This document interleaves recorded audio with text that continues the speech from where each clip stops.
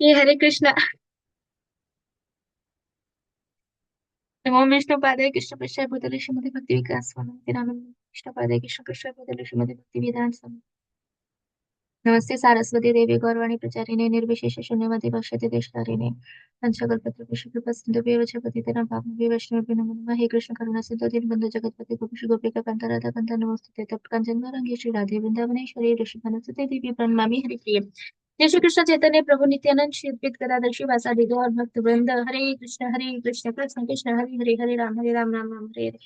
तो नरोत्तम दास ठाकुर की जय, श्रील प्रभुपाद की जय। ओके, तो लास्ट टाइम हम लोगों ने नरोत्तम दास ठाकुर का बर्थ देखा। हम सिर्फ थोड़ा लेंगे, एक ही चैप्टर लेंगे, 15 मिनट 20 मिनट जितने में एक चैप्टर हो जाता। कि नरोत्तम दास ठाकुर की माता का नाम नारायणी था, उनके पिता का नाम मजूमदार था।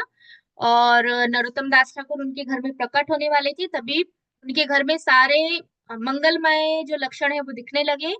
और फिर जब उनका जन्म होता है तो पूरे के पूरे गांव में एकदम क्या बोलते हैं, आनंद ही आनंद हो जाता है। क्यों? क्योंकि साक्षात भगवान चैतन्य महाप्रभु का जो प्रेम है, जो कृष्ण प्रेम है, वो कृष्ण प्रेम के अवतार बोल सकते हैं, या तो कृष्ण प्रेम का जो स्वरूप है वो नरोत्तम दास ठाकुर है।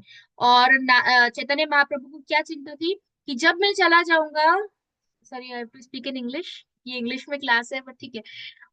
ही वॉज वरिड कि जब मैं चला जाऊंगा तो मेरे जाने के बाद आगे की जनरेशन कृष्ण प्रेम कौन देगा। तो आगे की जनरेशन के लिए कृष्ण प्रेम सेव करने के लिए चैतन्य महाप्रभु ने पद्मावती नदी को कृष्ण प्रेम दे दिया और उनको कहा कि ये कृष्ण प्रेम को तुम पकड़ के रखो, और जब नरोत्तम आएंगे, नरोत्तम दास ठाकुर आएंगे, तो तब तुम्हें ये प्रेम नरोत्तम दास ठाकुर को दे देना है। तो पद्मावती नदी पूछती है महाप्रभु को कि मैं कैसे पहचानूंगी कि नरोत्तम दास ठाकुर कौन है। तो उस टाइम पे पार्सल आया। तो उस टाइम पे वो ऐसा बोलती है कि महाप्रभु बोलते हैं कि जब भी आपके कोई भी आएगा और वो आपको नदी को स्पर्श करेगा, तो उस समय ये जो, एक सेकेंड, पार्सल आया एक। ओके, चले गए वो तो। यहाँ तो कोई पार्सल के लिए नॉक भी नहीं करता, वो घर के बाहर आते हैं, पार्सल रख के चले जाते हैं। कि वो गए, मैं बाद में उठाऊंगी। ठीक है, तो फिर उन्होंने बोला कि आपका स्पर्श करते ही जब आपके अंदर प्रेम और ज्यादा बढ़ जाएगा तो आप समझ जाना कि वो नरोत्तम दास ठाकुर है। तो ऐसा बोल के चैतन्य महाप्रभु वहां से चले जाते हैं, और फिर पद्मावती नदी वो भगवान कृष्ण का जो प्रेम है उसको संभाल के रखती है। अब नरोत्तम दास ठाकुर का जन्म हो गया। अब आगे की बात है, मैं इंग्लिश में रीड कर रही हूँ, ठीक है, ये सिंपल इंग्लिश है, सभी को समझ आ जाएगा, बेसिक है। Just after Narottama's birth, his father invited all the musicians to his house, and together they celebrated for 8 days. 8 दिनों तक उन्होंने कंटिन्यूअसली क्या बोलते हैं, सेलिब्रेशन किया नरोत्तम दास ठाकुर के जन्म का। उसके बाद लिखा है कि, ठीक है मैं हिंदी में बोलती हूँ। मुझे मुझे हिंदी में हैबिट हो गई है और मैं रीड करती हूँ, मुझे ऐसा होता है किसी को नहीं पता चल रहा होगा तो। फिर हजार, सॉरी, कई सौ ब्राह्मण आजू बाजू के जो गांव थे वहां से सभी ब्राह्मणों को बुलाया गया था, और वो सभी ब्राह्मण जो बच्चा हुआ है जो नरोत्तम दास ठाकुर, उसके अच्छे स्वास्थ्य के लिए और अच्छे भविष्य के लिए सब वहां पे वैदिक मंत्रों का उच्चारण 8 दिनों तक कंटिन्यूअसली करते रहे। इस तरीके से धीरे धीरे 6 महीने चले गए। अब नरोत्तम दास ठाकुर 6 महीने के हो गए।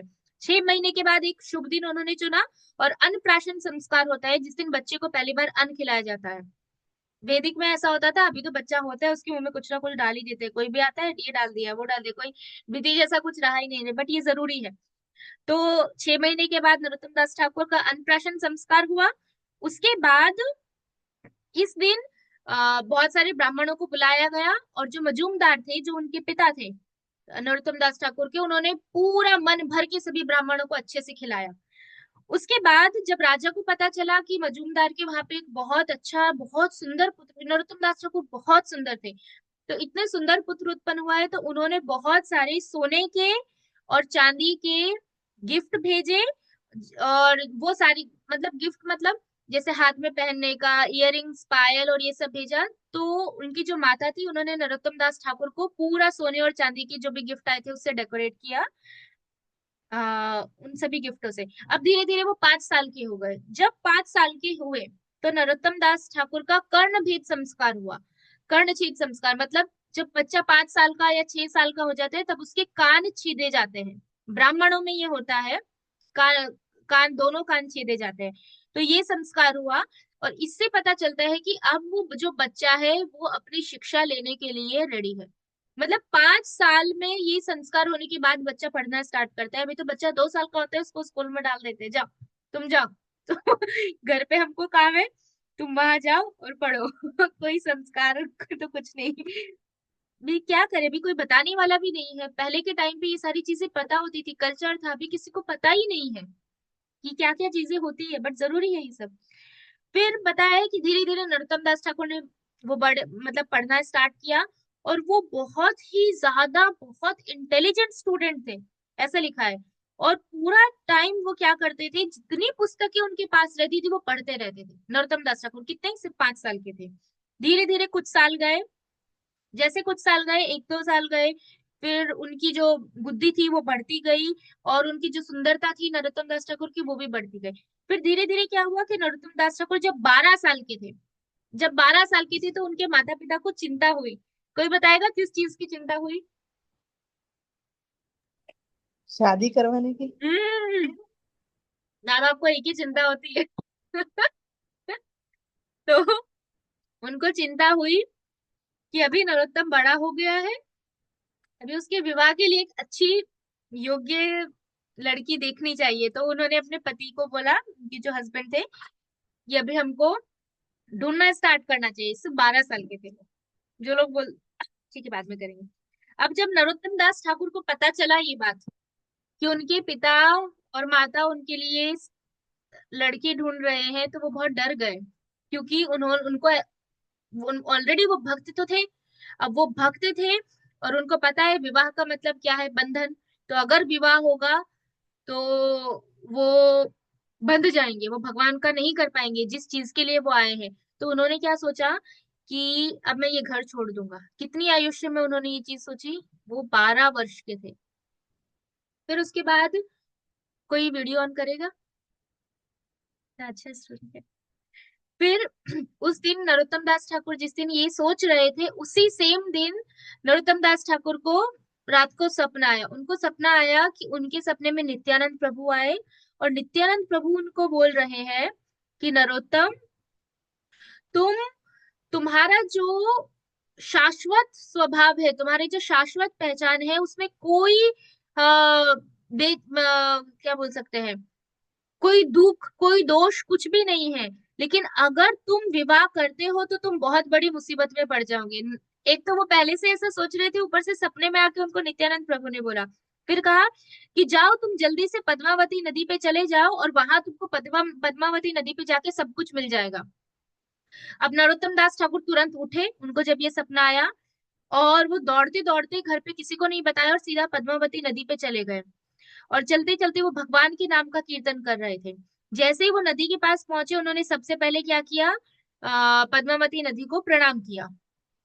हमें भी देखना चाहिए। हम जितनी देखो यहाँ ये पद्मावती नदी है, हम नर्मदा, तापी, गुजरात में इतनी नदियां हैं, ये सभी पायस रिवर्स है। मतलब ये पायस नहीं बोल सकते, क्या बोल सकते हैं, ऑस्पिशियस रिवर्स है। हमें इनको प्रणाम करना चाहिए एटलीस्ट दूर से। तो दूर से जब ट्रेन जाती है ऊपर से तो तब भी प्रणाम करना चाहिए कि हम ये नदी के ऊपर से जा रहे हैं। तो यहाँ पे नरोत्तम दास ठाकुर ने सबसे पहले प्रणाम किया।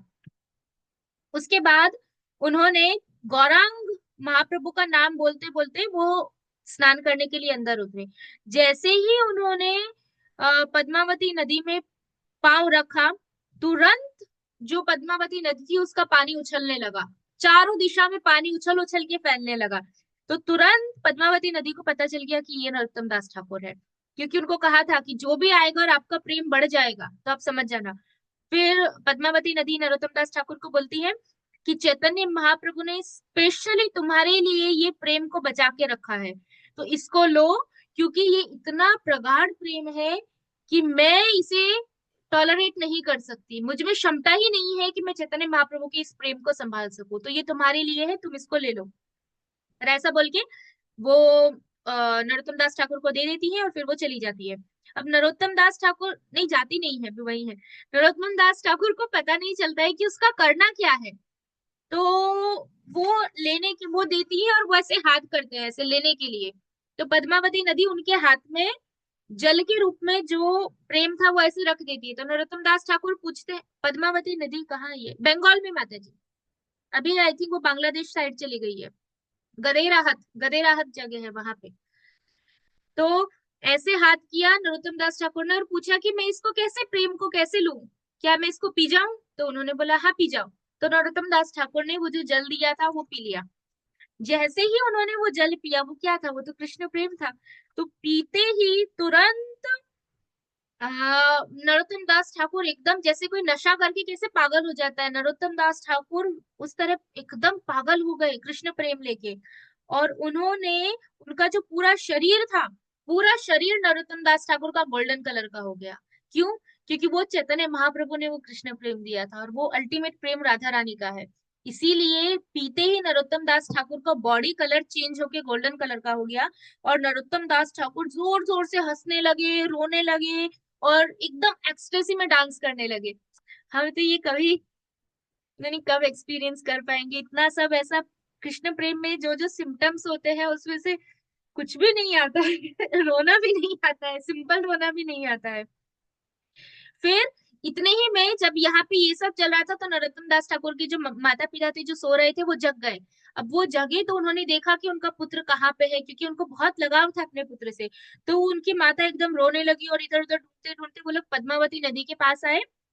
तो उन्होंने देखा कि हर जगह देखा लेकिन कहीं भी उनको नरोत्तम दास ठाकुर नहीं मिला। उनको एक लड़का मिला जो गोल्डन कलर का था, तो उनको तो पता नहीं था ना कि वो उनका पुत्र है, तो उन्होंने देख के उनको इग्नोर किया और फिर वो नरो नरू नरू नरू करके वो उनकी माता ढूंढने लगी। नरोत्तम दास ठाकुर को वो नरू बोलती थी। अब फिर वो एकदम बहुत जोर जोर से उनकी माता रोने लगी कि मेरा पुत्र चला गया है, मेरा पुत्र चला गया। नरोत्तम दास ठाकुर तो कोई होश ही नहीं था, वो तो कृष्ण प्रेम में इतने वो थे कि उनकी माता बाजू में उनका नाम लेके रो रही है, तो भी उनको कुछ पता नहीं था, वो केवल अपने कृष्ण प्रेम में थे। फिर थोड़ी देर के बाद नरोत्तम दास ठाकुर अपने एक्सटर्नल फॉर्म में आए, मतलब एक्सटर्नल फॉर्म मतलब वो अपने भाव से थोड़ा बाहर आए। तो तब उनके उनकी माता की आवाज उनके कान में गई और फिर वो अपने माता के पास जाके बोलते हैं कि अरे आप क्यों रो रही हो, आप ऐसे रो रही है जैसे आपने किसी को खो दिया है। तो वो बोलती है कि हाँ, मैंने मेरे बेटे को खो दिया। बोलते हैं मैं तो आपका बेटा हूँ, आपके सामने खड़ा हूँ, आप मुझे पहचानते नहीं हो माता, ऐसा करके बोला। तो वो बोलती है कि उनकी माता की, तुम ऐसे कैसे हो गए हो? ठीक है वो सब छोड़ो, चलो पहले घर चलो। तुम मेरे लिए जैसे एक अंधे के लिए, अंधे व्यक्ति के लिए आंख जैसी होती है, वैसे ही मेरे लिए तुम हो, तुम्हारे बिना मेरे जीवन का कोई उद्देश्य नहीं है। ऐसा करके नरोत्तम दास ठाकुर की जो माता है उन्होंने अपने पुत्र को एकदम आलिंगन किया और उनको फेस पे ऐसे बहुत सारा किस किया। फिर लिखा है कि मैं तुम्हें देखे बिना रह ही नहीं सकती, लेकिन मैं तुम्हें पहचान ही नहीं पाई क्योंकि तुम्हारे शरीर का जो रंग है वो बिल्कुल बदल गया और अब तुम और भी बहुत ज्यादा सुंदर लग रहे हो। और तुम्हारा, मुझे तुम्हें देख के ही ऐसा हो रहा है कि तुम इतने, तुम्हारे शरीर के हर एक उसमें से मधुरता आ रही है। क्यों? क्योंकि कृष्ण प्रेम उनके अंदर आ गया था इसीलिए। फिर बोलते कि मुझे तुम्हें पकड़ने में भी इतना आनंद आ रहा है कि मैं तुम्हें बता नहीं सकती, उनकी माता बोल रही थी। फिर ऐसे करके वो घर पे गए और पूरे रास्ते नरोत्तम दास ठाकुर तो एक्सटेसी में थे, वो पूरी एक्सटेसी में एकदम आनंद के साथ भगवान का कीर्तन कर रहे थे और नाच रहे थे। उनके पेरेंट्स उनको बार बार रोकने की कोशिश करते थे लेकिन नरोत्तम दास ठाकुर रुकते ही नहीं थे क्योंकि अब उनके अंदर कृष्ण प्रेम आ गया था, तो वो रुकते ही नहीं थे। फिर बार बार वो अपनी बाह्य चेतना में से बाहर निकल जाते थे और कृष्ण प्रेम में चले जाते थे और फिर वापस रोने लगते थे और जमीन पे ऐसे लेटने लगते थे, कभी कभी बेहोश हो जाते थे। और उनकी ये कंडीशन दिन पे दिन बढ़ती रही। तो उनकी जो माता थी वो डर गई, उन्होंने सोचा मैं इस बच्ची को अकेला कहीं छोड़ूंगी नहीं घर पे क्योंकि इसको कुछ हो गया है जब से। तो ये सोच के उन्होंने उनके माँ बाप प्रेम करती थी इसलिए उनको अंदर ही अंदर दुख होने लगा कि मेरे पुत्र को कहीं कुछ हो तो नहीं गया है ऐसा। फिर आगे बताया है कि और नरोत्तम दास ठाकुर क्या करती थी, उनको बहुत सेपरेशन रहता था क्योंकि कृष्ण प्रेम दो तरीके से है, एक भगवान के साथ में संयोग वाला और एक वियोग वाला, मतलब भगवान से विरह वाला। तो हमें जो चैतन्य महाप्रभु ने दिया है गौड़ीय संप्रदाय में, वो हाईएस्ट लेवल है। कृष्ण प्रेम का हाईएस्ट लेवल एक्सपीरियंस होता है भगवान से सेपरेशन में। और वो किसको होता है सबसे ज्यादा? राधा रानी को। तो वो जो राधा रानी का सेपरेशन वाला भाव है, वो हाईएस्ट भाव, वो चैतन्य महाप्रभु लेके आए, और वो अभी उन्होंने नरोत्तम दास ठाकुर को दिया। इसलिए नरोत्तम दास ठाकुर वो सेपरेशन फील कर रहे हैं। तो वो बार बार बोलते हैं, ओ लॉर्ड चैतन्य, हे मेरे प्रभु चैतन्य, मैं आपके, आपसे ये विरह के उसमें मैं यहाँ पे मरे जा रहा हूँ। मैं किसको बताऊं कि मैं, मुझे कितनी पीड़ा हो रही है, मैं किसी को बता ही नहीं सकता। कौन मेरा विश्वास करेगा? मैं इस घर पे एक सेकंड नहीं रह सकता, मुझे यहाँ से निकलना ही पड़ेगा। ऐसा नरोत्तम दास ठाकुर, सिर्फ 12 साल के हैं वो अभी, तब ऐसा बोल रहे हैं। इससे मुझे याद आया, एक भजन है, वो भी नरोत्तम दास ठाकुर का है, जे अनिल प्रेम धन। इतना सुंदर है, उसमें वो ऐसा बोलते हैं कि कहाँ गए वो मेरे चैतन्य महाप्रभु, कहाँ गए वो स्वरूप दामोदर, कहाँ वो रूप सनातन, वो सब कहाँ चले गए हैं? वो ढूंढ ढूंढ के भी मुझे वो कहीं मिल नहीं रहे हैं, ऐसा करके कहाँ वो सब मुझे छोड़ के चले गए हैं, मैं रो रहा हूँ यहाँ पे। ऐसा ऐसा नरोत्तम दास ठाकुर बोलते हैं उस वचन में। फिर वो ये सब कुछ नरोत्तम दास ठाकुर ये सब अपने आप में बोल रहे थे, तो तब उनकी माता उनके पास आती है और उनका हाथ पकड़ती है और बोलती है, चलो बैठो, तुम मुझे बताओ तुम्हारी प्रॉब्लम क्या है। तो वो कभी वो कंटाल गई कि ये रोज रोज का हो रहा है और ये बढ़ता जा रहा है, इसको हो क्या रहा है, कुछ पता नहीं चल रहा है। फिर बोलते, तुम इतना रोते क्यों हो पूरा दिन रात, तुम इतने बड़े हो गए, तुम पूरा दिन रो क्यों रहे हो? इस तुम्हारी ऐसी सिचुएशन देखने से तो अच्छा है कि मैं मर जाऊं। उनकी माता ऐसा बोल रही है, तुम मुझे बताओ तुम्हें हुआ क्या है। तो नरोत्तम दास ठाकुर बोलते हैं कि माता, आप मेरे लिए चिंता मत करो, मैं एकदम ठीक हूँ। आप एक काम करो, मेरे लिए खाने के लिए कुछ ले आओ, फिर खाने के बाद मैं आपको सब बताऊंगा कि क्या हुआ है। तो नरोत्तम दास ठाकुर ने प्रसाद पाया और फिर वो अपने पेरेंट्स के साथ बैठ गए। फिर उन्होंने बोला कि मैं एक बहुत बड़ी दुविधा में हूँ माता, मुझे नहीं पता कि मुझे क्या करना चाहिए। एक स्वर्ण कलर के, मतलब गोल्डन कलर के का एक बालक मेरे हृदय में प्रवेश कर गया है, ऐसा बोल रहे हैं। एक गोल्डन कलर का बालक मेरे हृदय में प्रवेश कर चुका है, और जब से उसने प्रवेश किया है तब से मैं ऐसा हो गया हूँ। इसलिए अब मैं यहाँ नहीं रहता, मुझे किसी भी कीमत पे वृंदावन जाना पड़ेगा, प्लीज आप मुझे यहाँ पे मत रोकिए, ऐसे बोलते हैं। तो नरोत्तम दास ठाकुर ऐसा बोल रहे थे और वो कंटिन्यूअसली रो रहे थे। तो अब उनकी माता रोने लगी। वो बोल रही है कि जब से मेरा पुत्र पद्मावती नदी पे गया है, तब से कुछ और बन के ही वापस आया है। कोई पक्का एक देवी कलर का कोई स्वर्ण स्वर्ण रंग का कोई देव उसके अंदर घुस गया है। इसलिए अभी हमको यहाँ पे वो झाड़ू फूक वाले होते हैं ना, जो अंदर से भूत निकालते हैं। तो बोलती है, अभी हमको उनको बुलाना पड़ेगा, क्योंकि इसके अंदर वो घुस गया है कोई पद्मावती नदी में, तो इसीलिए भी उसको बाहर निकालने के लिए हम किसी जादू टोने वाले को बुलवाते हैं। तो ऐसा बोल के नरोत्तम की जो पिता थे वो मान गए, और फिर उन्होंने एक जादू टोने वाले को बुलाया। अब वो आया, उन्होंने बहुत अच्छे से देखा नरोत्तम दास ठाकुर को, और बोलते हैं कि अरे इसके अंदर तो कोई देवता घुस गया है और इसके पेट भी खराब है, ऐसा उन्होंने बोला। तो आप एक काम करो, इसको ठीक करने के लिए आपको भेड़िया जो होता है, भेड़िए का जो दिमाग है, उसकी दवाई बनानी हमको पड़ेगी।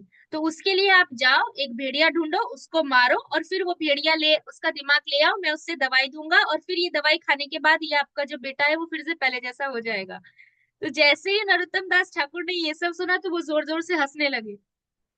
तो फिर वो बोले कि मुझे ठीक करने के लिए आप बेचारे भेड़िए को मत मारिए पिताजी, ऐसा बोल रहे हैं। अगर आप मेरे मुझे ठीक करने के लिए किसी एक पशु को मार रहे हैं, तो उससे तो मेरा दुख और ज्यादा बढ़ जाएगा। मेरा कोई दुख नहीं है, मैं केवल वृंदावन जाना चाहता हूँ, बस आप मुझे वृंदावन जाने दीजिए। और ऐसा बोल के नरोत्तम दास ठाकुर फिर से रोने लगे। फिर उनके पिता ने ऐसा बोला, उनके जो पेरेंट्स थे, कि अगर हम तुम्हें देखेंगे नहीं और तुम यहाँ से चले गए, तो हम जहर खा लेंगे और हम मर जाएंगे।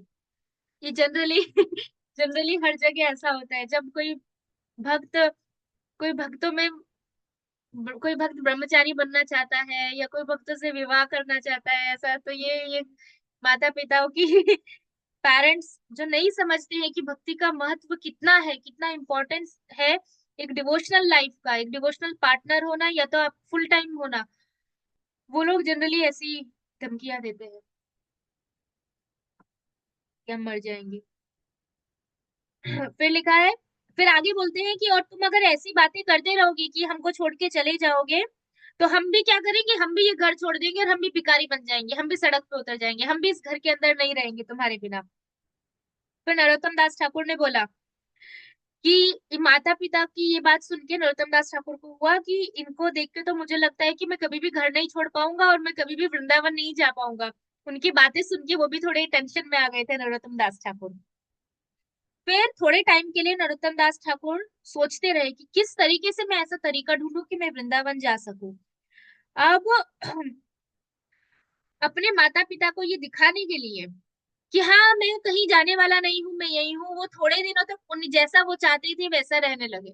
जैसा हम भक्त लोग करते हैं कि मम्मी पापा माला करने दे और अच्छे से करने दे, तो इसीलिए हम उनके साथ थोड़ी तरीके से ऐसे रहते हैं कि हाँ हम कुछ नहीं कर रहे हैं, हम आपके जैसे ही है, एकदम नॉर्मल है, कोई प्रॉब्लम नहीं है। तो उनको डाउट ना हो। तो वही चीज है नरोत्तम, तो ये परंपरा है। हम जो कर रहे हैं वो परंपरा में कर रहे हैं, नरोत्तम दास ठाकुर की परंपरा।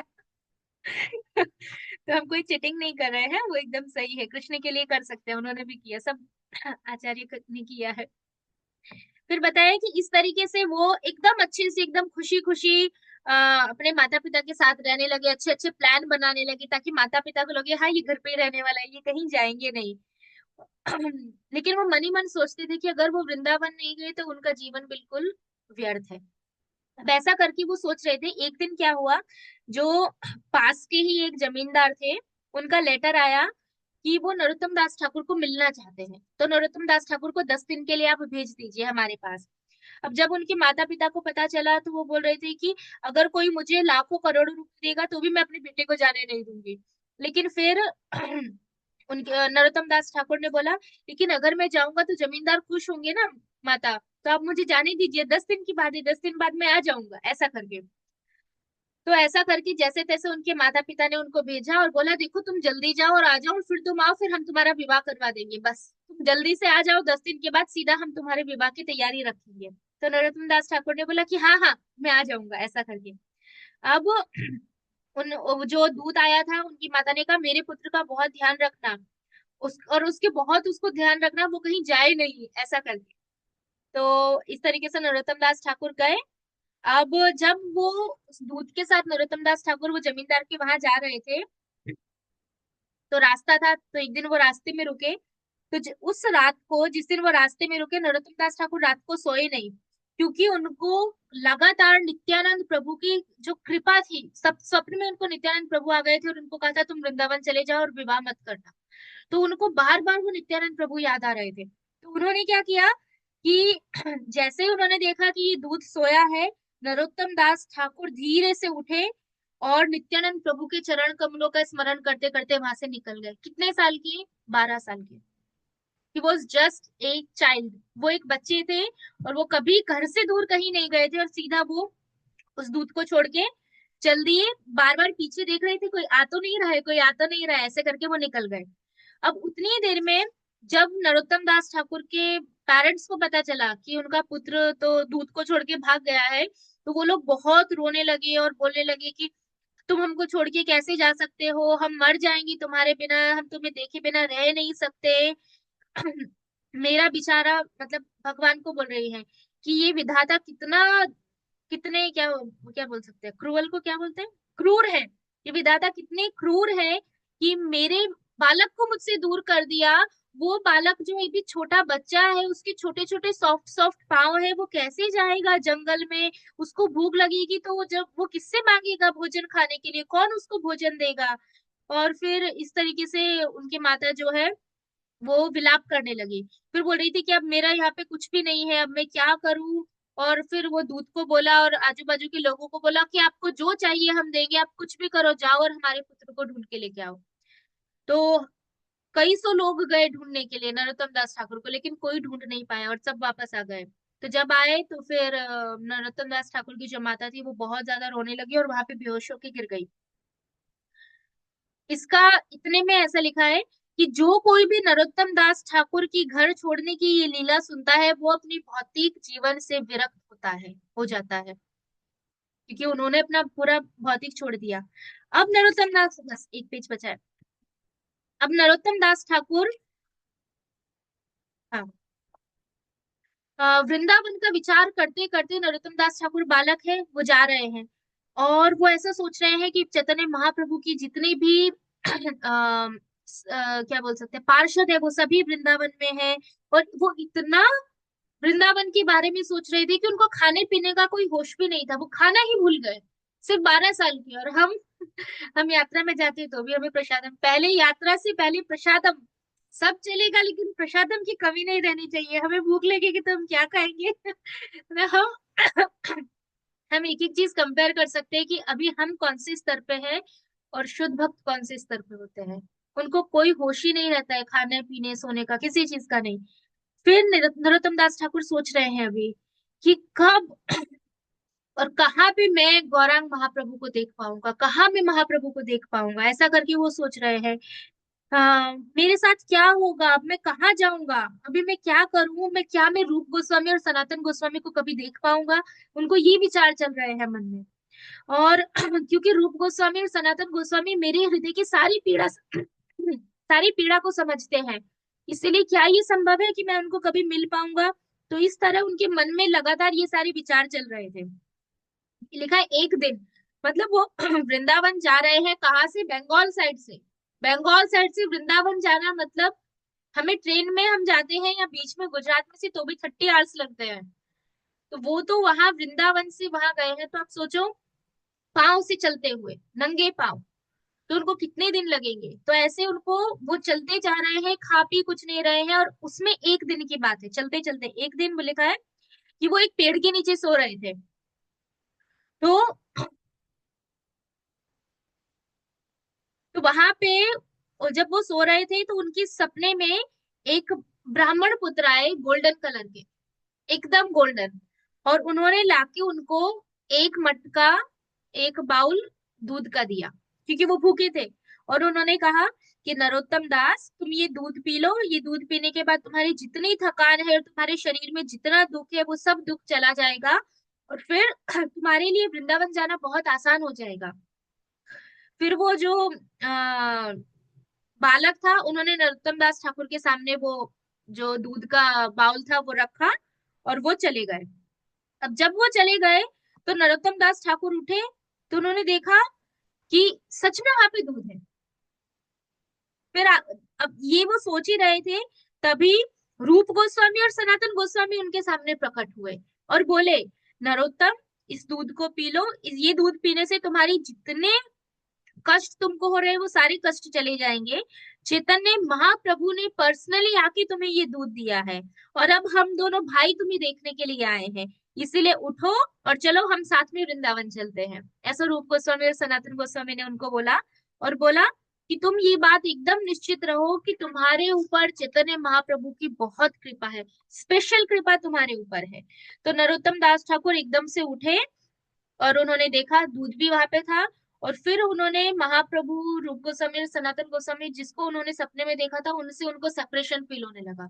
वो सेपरेशन के कारण नरोत्तम दास ठाकुर रोने लगे। वो इतना रोए कि उनका रोना रूप गोस्वामी और सनातन गोस्वामी से टॉलरेट नहीं हुआ, कि वो लोग फिर से नरोत्तम दास ठाकुर के सामने प्रकट हुए।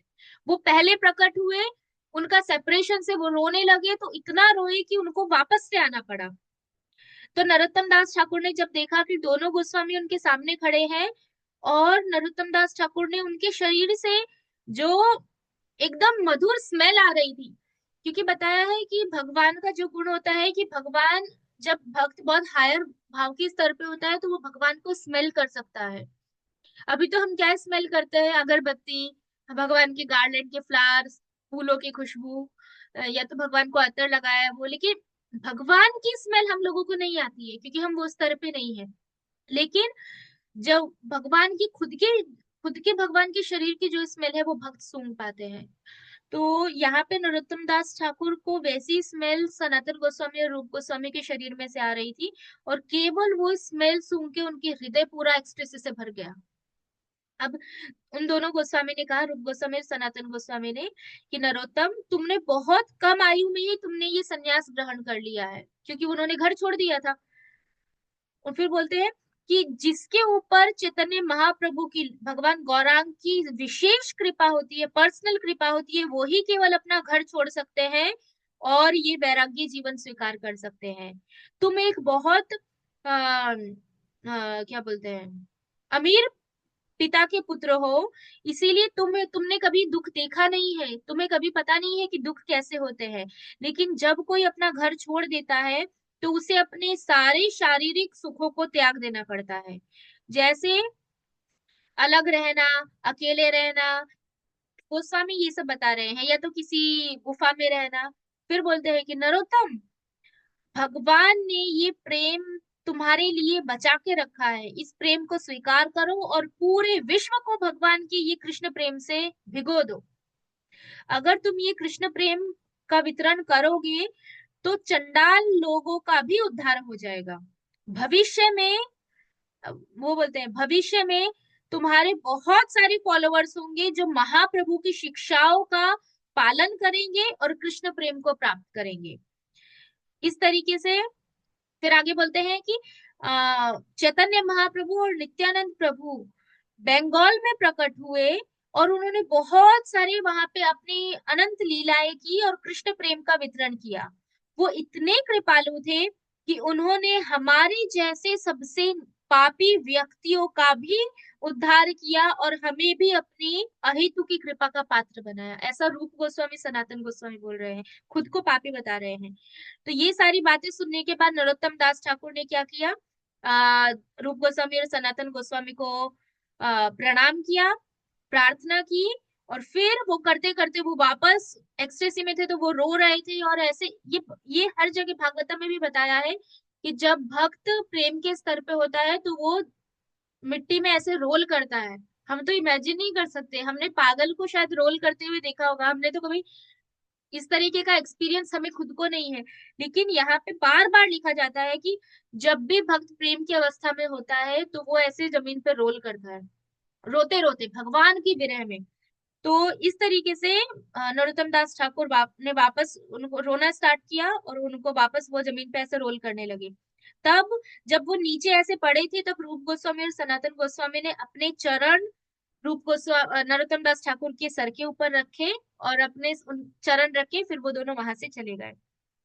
अब लास्ट में ये बोलते हैं, ये अध्याय के लास्ट में जो नित्यानंद दास है, मतलब ये ऑथर, कि I have thus described Narottam Das' journey to Vrindavan, explaining how he received the darshan of Chaitanya Mahaprabhu, Rup Goswami and Sanatan Goswami. I am writing this narration on my spiritual master's order. Anyone जो भी ये लीला सुनता है पूरी श्रद्धा के साथ, वो निश्चित रूप से श्री श्री राधा कृष्ण के चरण कमलों को प्राप्त करता है। केवल वो व्यक्ति जिसके ऊपर रूप गोस्वामी और सनातन गोस्वामी की कृपा है, केवल वो ही अपने आध्यात्मिक जीवन में सिद्धि प्राप्त कर सकता है और अपने आध्यात्मिक जीवन में आनंद प्राप्त कर सकता है। इसीलिए उसके लिए बहुत जरूरी है रूप गोस्वामी और सनातन गोस्वामी की कृपा। फिर लास्ट में बोलते हैं कि श्री जानवा माता और वीरचंद्र प्रभु के चरणों की सेवा मांगते हुए मैं नरोत्तम दास, सॉरी मैं नित्यानंद दास, ये प्रेम विलास का वर्णन करता हूँ। ऐसे करके ये वाला चैप्टर यहाँ पे एंड होता है। अब अगला चैप्टर जो हम कल या परसों लेंगे उसमें होगा कि नरोत्तम दास ठाकुर वृंदावन गए, फिर वृंदावन जाके क्या हुआ और वो किस किस को मिले और वहां जाके वो अपने गुरु महाराज को कैसे मिले।